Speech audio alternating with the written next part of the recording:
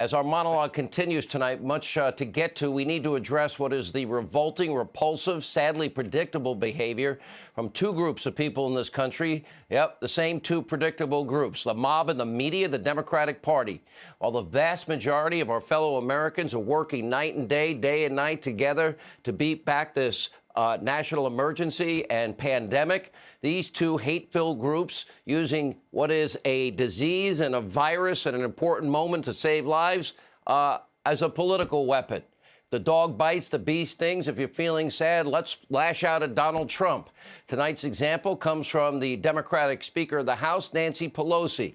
Now, she just authored what is nothing short of a bizarre, rage-filled, Trump-obsessive, rant that is full of lies, outright lies, unending hypocrisy, breathtaking, out-of-touch reality from her part, and according to the Speaker, after an Easter weekend full of deep prayer and reflection. That usually sets you up for, okay, what's next? God apparently communicated to her that Donald Trump was responsible for the carnage caused by coronavirus, writing, quote, in January, Donald Trump was warned about this pandemic, ignored those warnings, took insufficient action, caused unnecessary death and disaster. Okay, let's let truth get in the way of her little narrative, because you got to remember, China didn't identify the coronavirus until January 9th. The first known case in the United States was January 21st. And 10 days later, in record time, controversial at the moment, hysteria, xenophobic, fear-mongering, racist, January 31st, 10 days after the first case in the U.S., Donald Trump implemented the travel ban. Then remember, mandatory quarantines, first time in over 50 years. Subsequent travel bans declared a public health emergency. As a matter of fact, nobody in the history of modern medicine intersecting with politics has ever acted faster. What was Nancy Pelosi doing in January? That's right, spending every waking moment impeaching the president. And then on January 15th, 5 days after the world was warned about COVID-19, she was all smiles. She signed off on her impeachment shift show stunt with commemorative pens and smiles and selfies and pictures.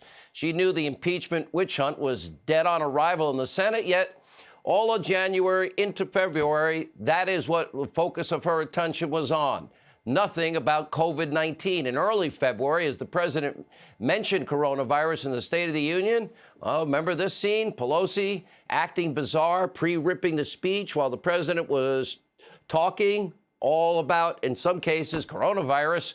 Well, this was all her pre-planned public, made-for-TV temper tantrum sideshow. And then on February 24th, that's a month after Donald Trump's travel ban.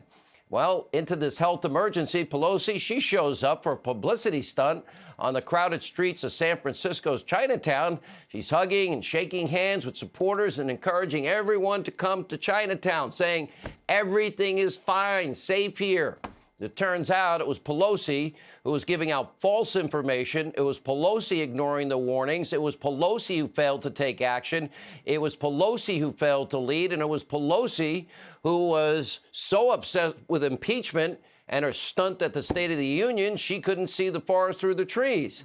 In what could easily be a moment of self-reflection, at the end of Pelosi's prayers and her rant, she writes, quote, a weak person, a poor leader, takes no responsibility. A weak person blames others. Pelosi, you are that weak person. You are that poor leader.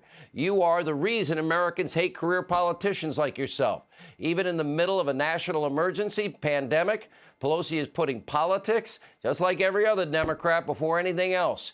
Sick, disgusting, and by the way, the country and her constituents certainly deserve better. Here with more.